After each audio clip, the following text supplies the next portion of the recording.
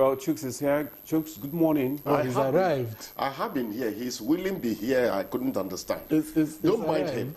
Demola, how are you doing? I'm doing great. Good morning. Good morning. I know the source of your happiness. That's how you jubilate over another man's misery. Arsenal will still win the league. Victor, how now? Fine. Good morning, my brother. I join your faith to mine. All right, let's begin with the blueprint.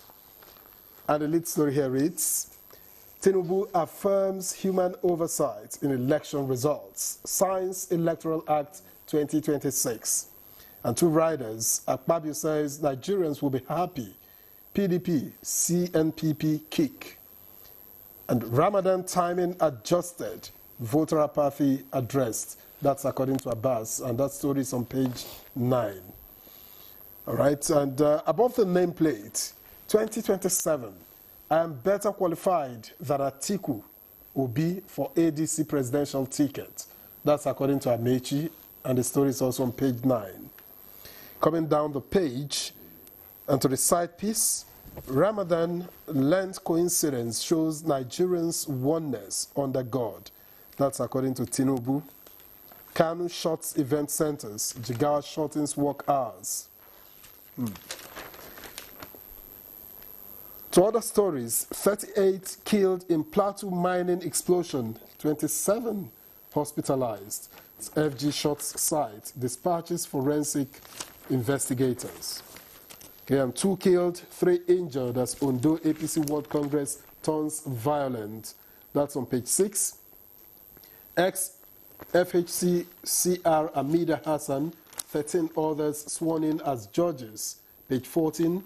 Smidhan appoints Jai's bank partner in Grow Fund scheme. Is on page 20. And finally, from the blueprint, how Jesse Jackson was part of June 12 struggle. That's according to Bolaji Akinyemi, and the story is on page 9.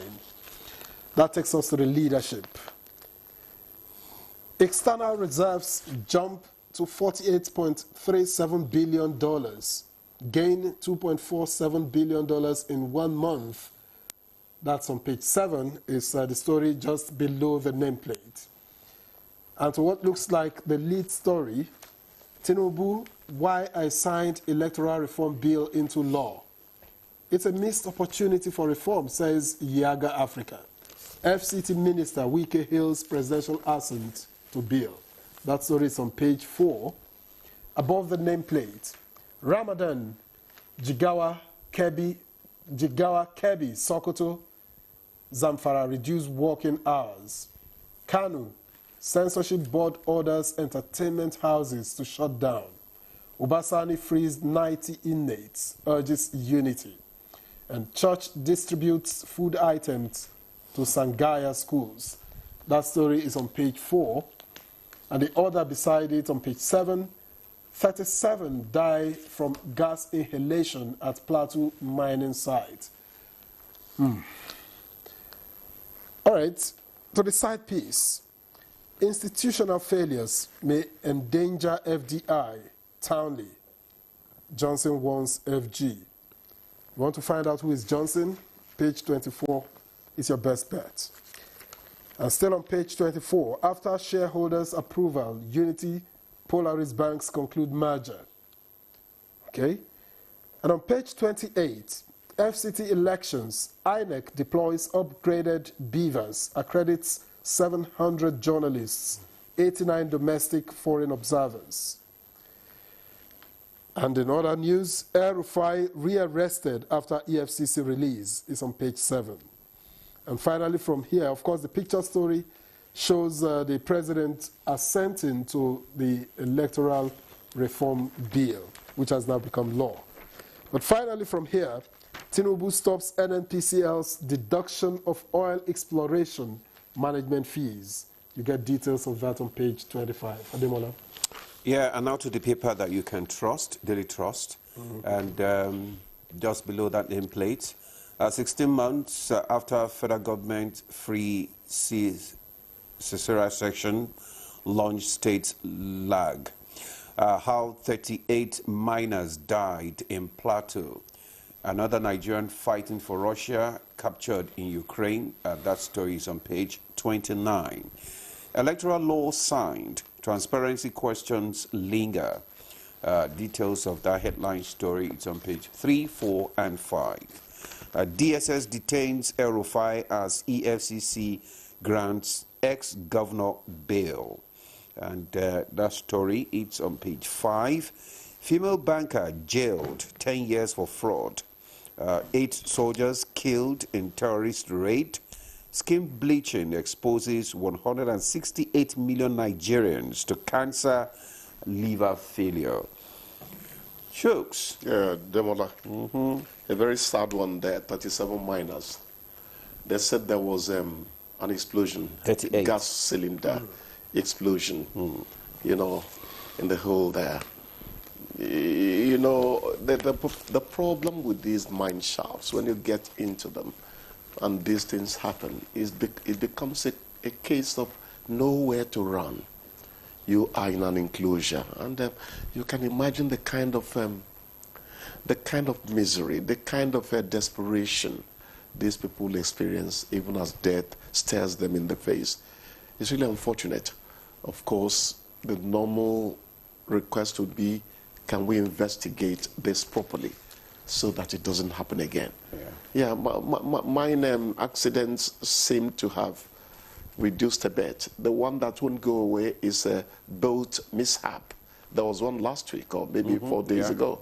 You know, we need to take human life very seriously. We treat it seriously. It's very important we do. But on a happy note, somebody is saying that the convergence of the Ramadan and Lent may, after all, not be, you know, just happenstance. Maybe it's premeditated from up there. And it tells you that some of the tendencies we show in this country, in Africa, are tendencies that make you think that the things that separate us are created by human beings, but the things that unite us are created by God. Yeah. If I had time, I would prove that, even though you question my church going. You know, so I'm happy that somebody noticed. We had that discussion yesterday. Oh, you're dead. Yeah, very good. So I like the fact that it happened. Now, the electoral bill is a very important one. It's now an act. And I like what President Ahmed Bola Tinubu, you know, was saying there. He said, leave history alone. The most important thing is that you don't disenfranchise people. Make sure that there is integrity. There is no confusion. And he said something. People will think that he is trying to run away from blame or whatever. He is not the INEC chairman anyway. But he's saying that to err is human. It's the human beings that operate a system. That when you set up your laws in the office, they are there, you know, as your rules of engagement. It is the human beings. I had reason to say it on a WhatsApp platform. There's nothing wrong with your position as Secretary General. There's nothing wrong there at all. There's nothing wrong with my position as PRO.